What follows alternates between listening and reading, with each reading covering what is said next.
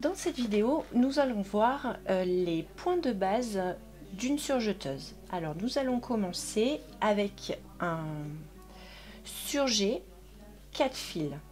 Donc on va se servir d'un surjet 4 fils pour assembler, le plus souvent pour assembler deux pièces de tissu extensible. Donc là j'ai choisi un petit jersey de coton comme on ferait pour un t-shirt. Je vais positionner mes pièces endroit contre endroit. Ma machine est enfilée donc en 4 fils avec les deux aiguilles. Mes tensions sont sur 4. Le couteau est en place. Et je vais vérifier ma longueur de point ici sur 2,5 et mon différentiel que je vais pas laisser sur neutre mais remonter un petit peu vers le 1,5 parce que là j'ai un tissu qui est extensible mais pas trop non plus. Donc voilà, la surjeteuse c'est toujours une affaire de test.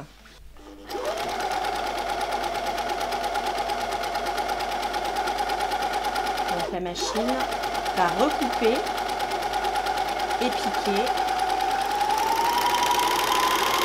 en une seule étape. Donc là j'ai une couture qui est extensible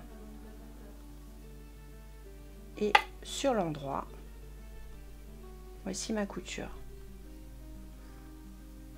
Alors dans mon exemple j'ai choisi des fils de couleur hein, pour que vous visualisiez, mais bien sûr comme on a quelque chose d'extensible, le fil de cette aiguille principalement hein, devrait être de la couleur du vêtement, parce que quand on tire le tissu, par exemple on aurait un vêtement très près du corps, un legging, quelque chose comme ça, le tissu va s'étirer et on verra cette couture, donc il faut que ce soit de la même couleur.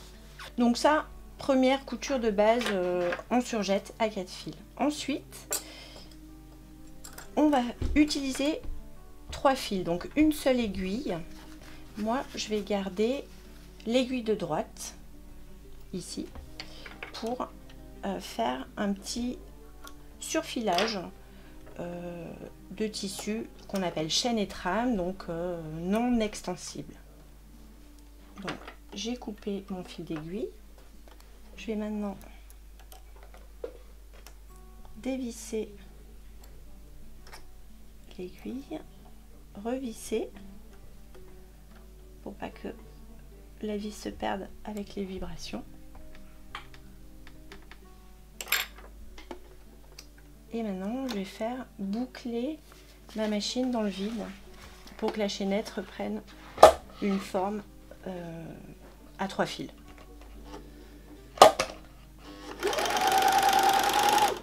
Voilà. Et maintenant je vais venir surfiler ma pièce de tissu, donc par exemple un devant ou un dos de vêtement, une jambe de pantalon, peu importe.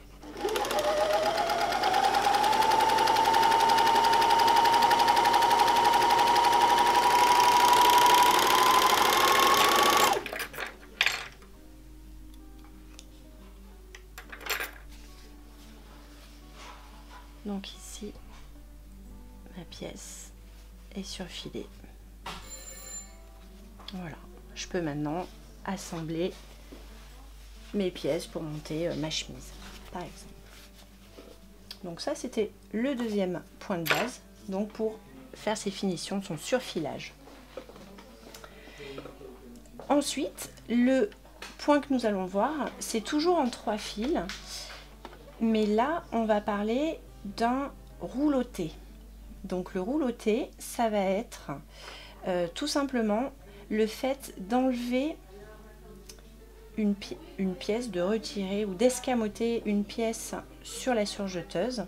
C'est la pièce qu'on appelle le doigt mailleur. Cette pièce ici, c'est ce qui permet normalement de tenir votre chaînette, enfin d'avoir la largeur de chaînette. Si je l'enlève, si je l'escamote, la chaînette elle a plus d'appui et du coup on va avoir quelque chose de beaucoup plus étroit et donc on peut faire notre rouloté.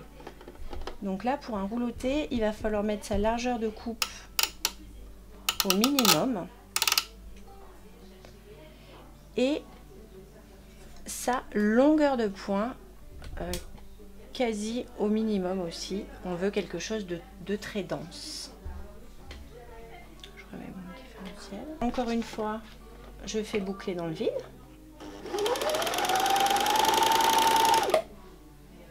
Et maintenant,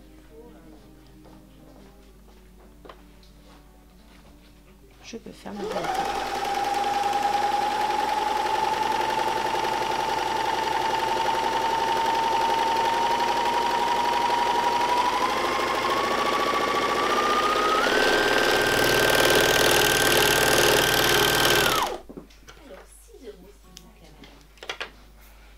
Donc voici mon rouloté. Donc bien sûr, si j'avais mes 3 fils de la même couleur, hein, on aurait quelque chose de très discret. Donc ça peut s'utiliser en finition sur le bord d'une blouse en mousseline ou ce genre de choses.